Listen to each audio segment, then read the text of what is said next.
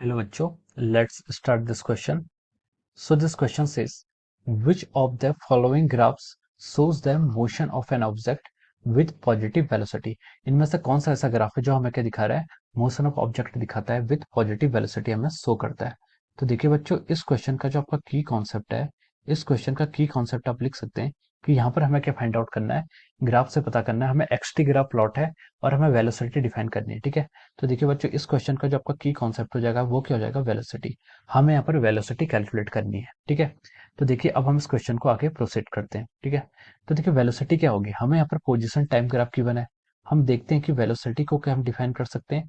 Velocity is defined as the slope of x t graph. ठीक है, x t graph हमें यहाँ पर पोजीशन टाइम ग्राफ हमें गिवन है, तो जो इसका स्लोप होगा यानी कि जो हमारा एम होगा या फिर टेन थीटा होगा, वो क्या डिफाइन करेगा इसकी, वो हमें वेलोसिटी की वैल्यू देगा। ठीक है, अब देखिए ग्राफ ए में मूव करते हैं। ठीक है, ग्राफ ए की तरफ मूव करते हैं, तो ग्राफ ए आपको इस तरीके से कुछ ग्राफ है। ये आपका एक्स कोऑर्डिनेट है, वो एक्सिस के अलोंग, और टाइम एक्सिस क्या है, एक्स एक्सिस के अलोंग है। तो देखिए अब देखिए इसमें क्या हो रहा है, आपका जैसे जैसे आपका टाइम बढ़ रही है, आपका time t is equal to zero है। तो जैसे जैसे टाइम बढ़ रहा है, पार्टिकल की पोजीशन एक्स पर फिक्स है। इसका मतलब पार्टिकल क्या है, उसकी पोजीशन फिक्स है। जैसे जैसे टाइम बढ़ रहा है तो इसका मतलब पार्टिकल क्या है, स्टेशनरी है। तो ये आपका किसके लिए डिनोट कर रहा है, this is representing an particle stationary. ठीक है, ये आपका स्टेशनरी पार्टिकल का मोशन यहाँ पर क्या कर रहा है, डिफाइन कर रहा है। अब देखिए ग्राफ बी की तरफ चलिए।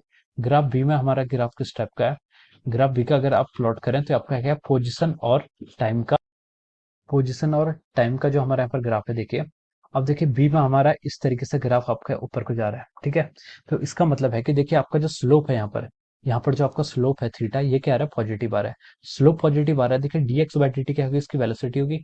वेलोसिटी क्या होगी इसकी, dx बाई dt इसकी क्या है, यहाँ पर वेलोसिटी है। और स्लोप क्या है, पॉजिटिव। स्लोप पॉजिटिव है मतलब इसकी वेलोसिटी क्या होगी, पॉजिटिव वेलोसिटी होगी। तो हम लिख सकते हैं यहाँ पर इसकी वेलोसिटी क्या होगी, यहाँ से पॉजिटिव वेलोसिटी हमारा डिनोट कर रहा है। अब देखिए अब चलते हैं ग्राफ सी की तरफ। ग्राफ सी में हमें क्या दिया है, देखिए पोजीशन और टाइम का कर्व है जो, ये आपका एक्स वाई एक्सिस के अलॉन्ग पोजीशन है और एक्स एक्सिस के अलॉन्ग आपका टाइम है। तो देखिए ये आपको कर्व कर्व इस टाइप का दिया हुआ है। ठीक है, तो देखिए इस कर्व का जो आपका ग्राफ है, इसका जो अगर आप हॉरिजॉन्टल से एंगल कैलकुलेट करेंगे तो ये नेगेटिव आएगा। ये कह रहा है नेगेटिव आ रहा है, तो उसका मतलब जो इसका स्लोप है नेगेटिव है। स्लोप नेगेटिव है तो मतलब इसकी स्लोप क्या देता है, सबसे पहले स्लोप आपको देता है वेलोसिटी, और नेगेटिव है इसका मतलब क्या आएगा, आपका नेगेटिव वेलोसिटी। यहाँ पर आपकी वेलोसिटी क्या है, नेगेटिव है। ठीक है, अब देखिए अब चलिए ऑप्शन डी में। ठीक है, ऑप्शन डी की तरफ देखिए। ऑप्शन डी में देखिए आपका ग्राफ दो वेरिएशन शो कर रहा है। पोजीशन वर्सेस टाइम का ग्राफ देखिए, इसमें दो टाइप के वेरिएशन दिखा रहा है।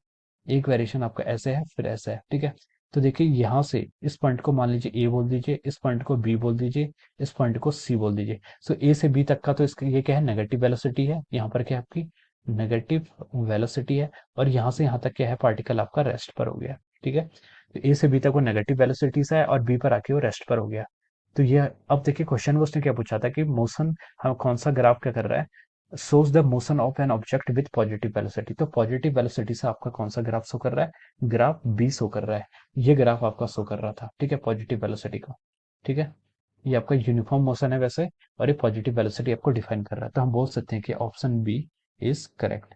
ऑप्शन बी क्या होगा यहाँ पर हमारा, करेक्ट होगा। ठीक है, हमने चारों ऑप्शंस को डिफाइन करके आपको बता दिया है कि ऑप्शन बी ही क्यों करेक्ट होगा। So option B will be the right answer of this question. So I hope you all understood this concept. All the best and thank you so much.